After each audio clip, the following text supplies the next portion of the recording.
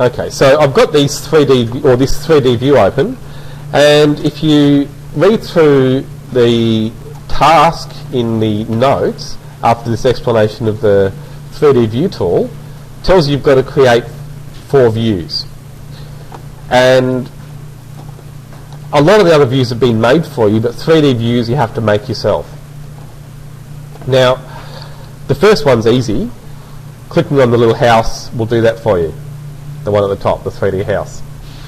But then, no matter how many times you click on that, it will just take you back to that view that was created initially. To force that to create a new view, the secret is to rename that view. So by right-clicking on that view name, you can go to rename, and I'm going to call it what I've said in the example there, view 1. Click OK.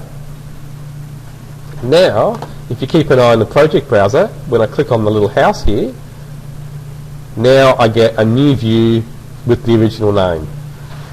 So that's the key to it, rename the view, and that forces it to create a new view. Okay, so again, I can rename this now and call it view 2. Okay,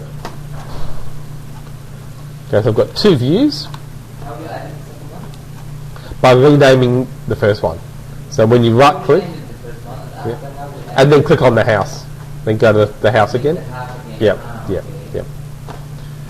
So notice if I orbit this view, so using that shortcut I showed you earlier, shift and then the wheel, press down the wheel button, and that will orbit the view, and you can see here the compass points changing. Now if I go back to view 1, notice how it's still in the original direction. So I'll orbit that one. Yep, up to you, whatever you like. So it's just so you can have some different view directions stored, and then I'll show you some other things you can change as well. So down here you can see we've got different graphics options which are really useful. I'll just take you through all of these. So you've got wireframe, which makes it see-through. Hidden line is the one that we began with. Shaded. Consistent colours, which is actually really useful because notice how with shaded, things that are the same colour actually appear different because they can be in shadow. But with consistent colours, everything that's the same colour is exactly the same colour no matter what angle. And then you have realistic, which here really doesn't look that different to shaded, but when you have a texture in the material it will look very different. And then maybe ray trace is the one to avoid because that'll make things seem to freeze up while it regenerates it. Yeah, it does a nice view and you can still orbit and do other things, but it's harder to work in that view. It's really more of a rendering thing.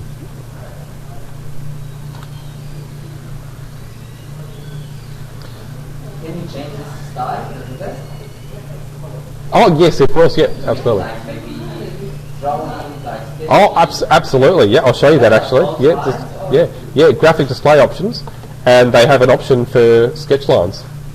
or any style you want. Yeah, there are all sorts of things. So here we go. So we've got more sketchy lines there. Because sometimes for presentation it's so nice. Oh, it is, exactly, yeah, that's right, exactly. So graphic display options. So here, when you click on the cube, at the top there you have graphic display options. And you can just play around with those settings. So that's a really good thing. And so now, I might want to keep that setup and use that as the starting point for my next view. So another way of making a new view, instead of renaming, you can go to duplicate view and then just choose duplicate from the menu there. So that'll copy the view. I'll right click on my new view, which is called view 1 copy 1, right click, rename, and I'll change that to view 3. And then I might just change the angle there, something different, and even try out realistic or something, and you can see it keeps those sketchy lines but changes the graphics a bit. So you should have 4 views, and the setup's up to you. It's just so that you can have 4 different view setups for your 3D views. So I'm just going to rename this one and call it View 4. And then maybe this one would be good to have as like a working view and wireframe so that I can see through, which I'll need a lot later when I start doing the interior.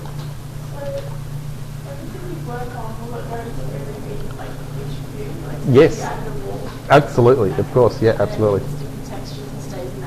Yes. Well, not so much the textures are global as well. Yeah, some things are, you're thinking the right way, because some things are unique to each view, but most of the 3D things are global and they go across all the views, which is, yeah. That's a great setup, really well thought out. They had architects designing it along with the software engineers, so it is really designed to make the job easier. So we've got the views. Okay, so read through that section. That'll give you a bit more of an explanation of view setup. And there's the explanation of the shading options, which I've just shown you. And then the next thing is to make some roofs. So there you can see just in the project browser, I've scrolled up to see the floor plan views again. And I'm going to show you two ways of starting it. I'm going to do the first one, starting with my lowest level, which remember is the top of the list. O1FL level 1 is my lowest level. And then I'm going to click on the roof tool, which is in the architecture panel, along with all the other main things like walls, doors and windows. You have roof in there. Click on the roof button, and if you're in the lowest level, Revit is clever enough for once to realise that you probably don't want a roof on that level. Usually you don't build a roof on the ground, and so it'll ask you if you want to put it on another level. It's called the lowest level notice. So don't be surprised or worried when you see that. It's a good thing, and it's just giving you a chance to change the roof to a higher level. But when we talk about the level in the middle, like level 2, Yep. for the small extension. Yep.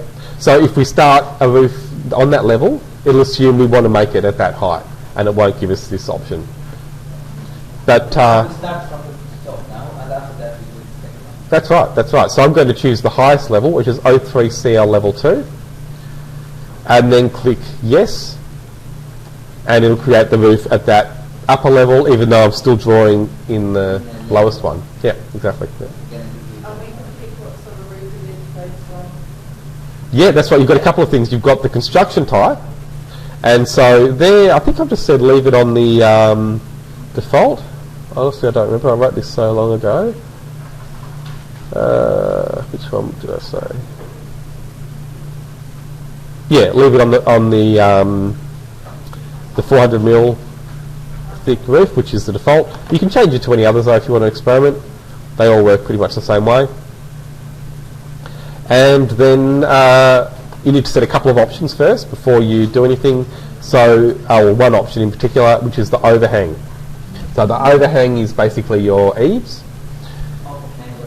Your eaves. So the amount that the roof sticks out from the wall. That's your roof. There's always a little bit that comes past the wall. Yeah. So that the rain comes away from the building. Okay. That's an eave. That's called an eave. So we can see them over here. So the roof on the other side, the quadrangle, has the eave with the fascia. Yep. So we'll make it 400. And then when I hover over this wall, notice how I'm putting the cursor towards the left-hand side so that the eaves go outside, not inside. And then I've clicked to select it. Notice I've started with the wall on the left-hand side of the building deliberately, and now I'm going to do the wall on the right-hand side. But how much you put the overhang? Oh, 400. 400 or Yeah. 400, yeah. And so this time, choosing the opposite side, it's going to give me the same slope. So notice you might have seen that the pitch there came up as 30 degrees, and here it's done the same thing. So it'll be automatically set to 30, and for this... Sorry? No, actually. More often it'll be something like 27.5 or 32.5, but for this exercise, 30 is fine. Okay, so we've got the pitch from either side. Now, actually, this is probably an important thing to watch as well. Not so much for Revit, but just to learn about construction. I'm going to make a gable end for this roof. So it's going to be a gable roof form essentially.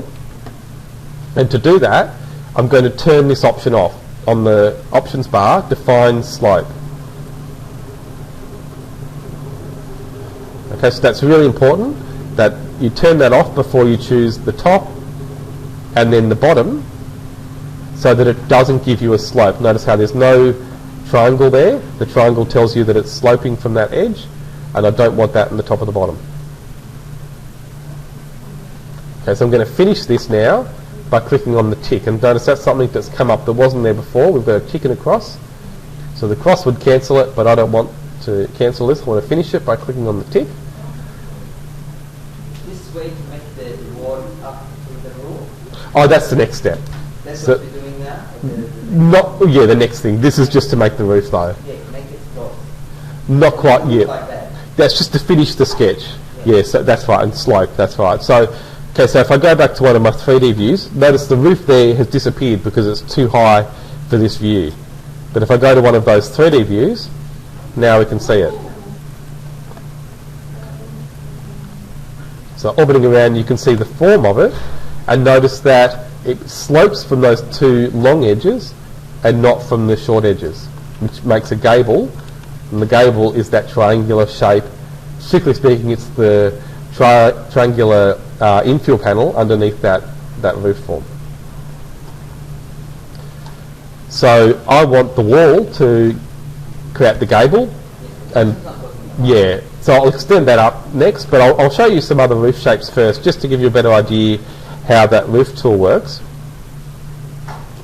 So I'm going to select the roof and then go to Edit Footprint. Okay, so notice how with a thin object like a roof, when you select it, you'll always get that option there on the ribbon. Edit Footprint will take me back to the sketch I made to create the roof, and I can work on this in a 3D view or a floor plan, doesn't matter. And so Then the point we did before that, like for this small wall, for what? sorry, This when you put your mouse in. Yeah. This line. That's what it does in 3D. yeah, that's right. It turns this into an edge without a slope. But I'm going to I'll turn the slope on here now to make it clearer. So I'm going to select that line, and I'll turn this option on, define slope, and then I'll do that with the bottom edge as well.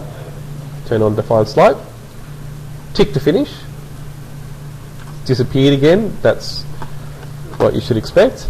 But when I go to the 3D view, then you can see it's a different roof form now. But yeah. Yeah. So it's sloping from those two edges. Do you know what that roof form is called? Because sometimes Yeah. like the last project we did last year, we have one side like that. Yeah, that's right. So you just need to work out which side the roof is sloping from. And that roof form's got a very common name. So the first one was a gable roof. This is a hip roof. Gable and Yep. this one here. Yeah. Okay, so there are three basic kinds of roof. You've got gable, hip, and then the next one is flat or skillion. Exactly, yeah. Yep. What's the one where they drill way down to the ground? That'd be still flat or skillion. If it's only got a single slope, then or if they go all the way down like an A-frame, you mean? Yeah, that's a gable. Yeah. Okay, so I'll select the roof there, and then again edit footprint, and this time I'll just select those edges using control, the three edges, and turn define slope off, so I've got the slope just on one edge. Tick to finish, and you can see that it's just sloping from that side, a bit steep, but I can go back. Like that. Oh yep, sometimes, yep. House, But more often with a flat roof or skillion roof. Well, in fact, with traditional skillions, they would have been at that angle, but with a more modern flat roof, which is still like a skillion, it'll have a much shallower pitch, like 5. it's given like before angle, or we have to put the angle. You can put whatever you like. So I've just changed that to 5 degrees. Now we change it here. Yep. Let me change it. So when you From select, the base straight roof here. yep, once you go back to the sketch, select the line, any line with a triangle, and it'll give you the angle there. Okay. Give me the angle, that's 30 degree. Yep. Okay, we can choose something. Yep. I understand. That's it. And so if I select the other edge and turn the slope back on, it'll remember that it was 30 degrees before. And if I finish that, now I'm going to have an uneven slope. And you can do that too. And then back to the way I had it. Now I can just change that back to 30, and then they'll be equal again. So they'll join in the middle.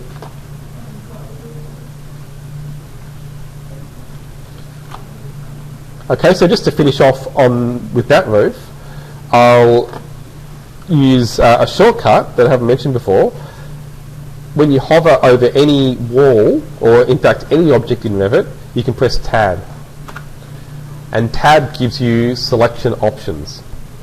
So again, I've just moved the cursor without clicking anywhere so that the wall's highlighted. And when you do that in Revit, notice how as I move the cursor around over different objects, it highlights different things to show me what I would get if I clicked to select that object. So I'm not clicking yet. First, before I click anywhere, I'm going to press Tab, and that should give me the chain option, which will highlight those 4 walls that are connected in a chain. And then if I click to select them, it'll select all 4 walls. So that's an easy way of getting... How you select? Yep. You select one. Don't even select it. No, just hover, move the cursor so that it's highlighting the wall. Then press Tab. Yep. After that tab, Yep. give you on. Yep. Then click. Then click. Yep. That's it. So then you'll see in the on the ribbon there'll be a button attached top base, which on your computers should have a bigger button than mine does, but it's in the same panel. Modify wall over here, attach top base, and now I can select the roof just by again moving the cursor until I see that the roof is highlighted. Click, and then all 4 walls should go up to join the roof.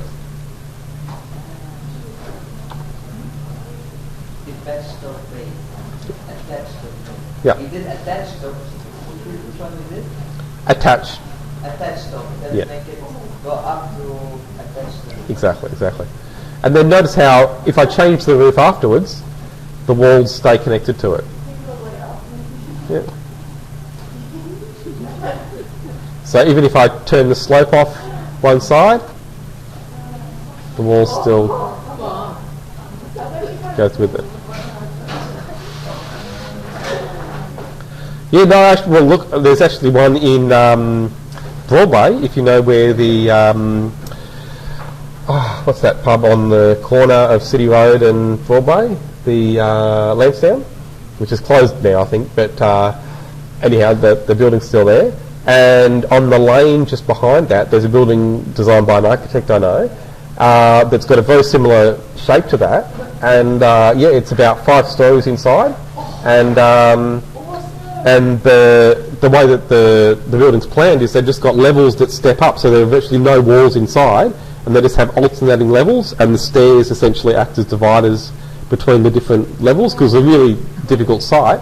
And so, yeah, because it goes up to, it's at least 5-story height, I think it's a bit more, they've got views out to the city over all the buildings there, and it's, you know, fairly narrow house, but, you know, great location.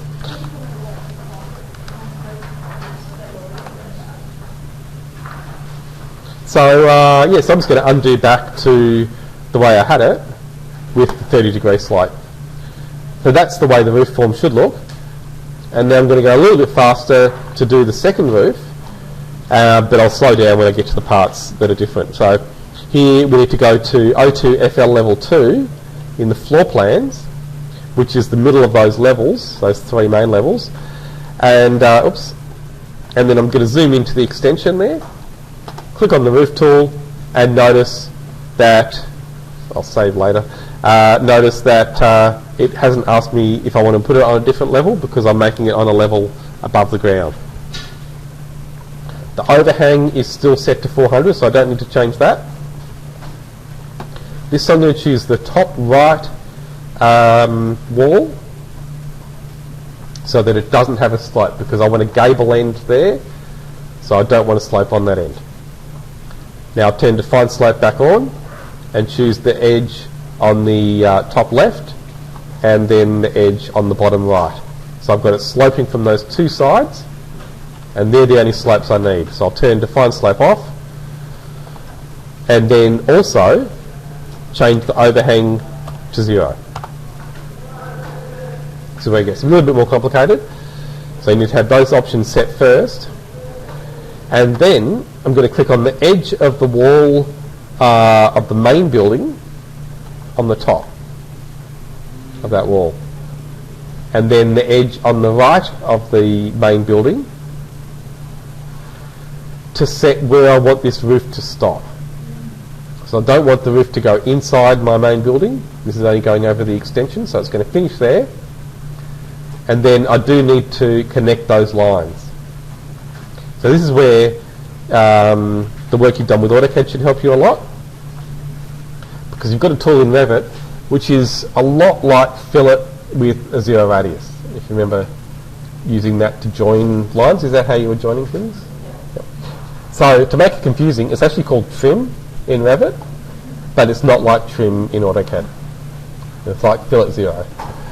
So it's got the same icon. You can see here this icon with the two things joining at a corner, and that should come up. You shouldn't need to go searching for it. It should be on the panel that you've got open. So just click on that button to then join these two lines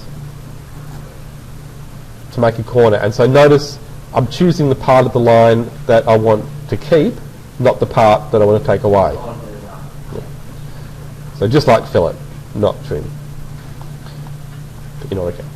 There we are. So that now is a closed shape. If you know what a closed shape is, it's one where each endpoint is connected to another one. And that's my new roof shape. So I'll tick to finish. Have a look in 3D. So there it is.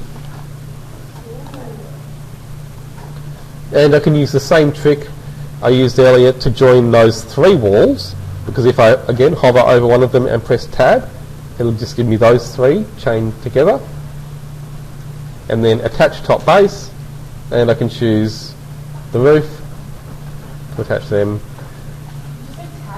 Yeah. Okay, so that's the main shell of the building. That's basically all of the exterior walls and the roof's done.